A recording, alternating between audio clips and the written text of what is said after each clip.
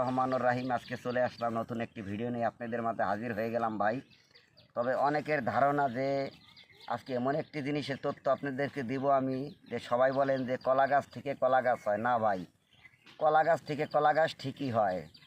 কলা গাছ যখন আমরা রোপণ করি, রোপণ করার পরে যে চারাটা গজায় ওই চারাটা আমরা লাগাই, ওইটা থেকে আবার কলা হয়। তবে কলার কিন্তু একটা বীজ রোপণ আছে ইনশাল্লাহ, ঠিক আছে। আজকে আপনাদের দেখাবো আমি, তবে দেখতে থাকুন ভিডিও চিত্রে। এই যে দেখেন, এইটা কিন্তু দানার গাছ। আপনারা বলবেন এটা কি গাছ ভাই? এটা কিন্তু কলার চারা। এই দেখেন, এটা কিন্তু কলার চারা।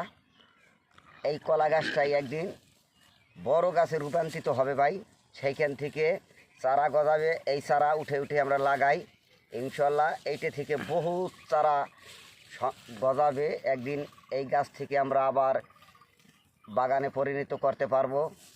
এই যে সেই কলার দানার গাছ, এই দেখেন, এই যে এইটা হইলো যে বড় যে সাগর কলা, ওই কলার বীজ আমি অনলাইনের থেকে আনছি ভাই। এই দেখেন, এইটা এখন রোপণ করব। এই দেখেন সুন্দর একটি কলার চারা। তবে এই চারাটা রোপণ করার পরে এটার পরিচর্যা, এটার শ্রম দিতে হবে। দিলে এইটা বড় গাছে ধারণ করবে। এইটা থেকে হাজার হাজার বোক আল্লাহ তাআলা দেবে আমাদেরকে। এই চারা থেকে আবার আমরা চারা উঠে উঠে মনে করেন বাগানে পরিণত করতে পারবো। তবে সবাই ভুল ভাঙলো আজকে যে না, কলারও একটি বীজ আছে, সেই বীজ থেকে কলা গাছ হয়। সেই গাছ থেকে যে বোক বাইরে, সেই বোকই আমরা আবার উঠে উঠেই লাগাই। এই দেখেন, এই যে সেই কলা গাছ, এইটা কিন্তু বীজের গাছ ভাই।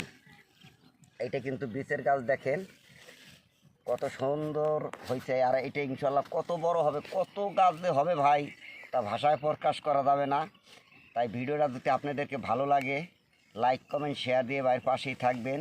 আপনাদেরকে নতুন নতুন কৃষি তথ্য দেওয়ার জন্য আমি সব সময় আপনাদের সদায় আমি কৃষিকাজ করি ভাই। কৃষকের পাশে থাকবেন, কৃষককে ভালোবাসা দিবেন, ইনশাল্লাহ ভালোবাসা পাবেন। নতুন নতুন কিছু দেখানোর চেষ্টা করব, নিয়ে আসবো নতুন আর একটি ভিডিও নিয়ে আপনাদের মাঝে হাজির হব।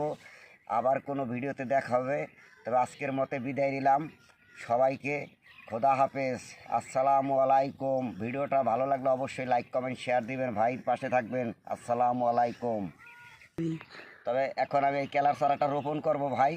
তবে দেখাবো এই চারা রোপণ করার পরে যে এই চারাটা কীভাবে গজায়, কীভাবে রূপান্তরিত হয় আপনারা দেখতে পারবেন আগামী ভিডিওতে। এই চারাটা 1 মাস পরে আবার আপনাদের আমি ভিডিও দেখাবো যে এই চারাটা আমি আনলাম। দেখেন, অল্প একটু চারা অনলাইনে আনছি, প্যাকেট করা ছিল। তাই চারাটা আমি রোপণ করব। তারপর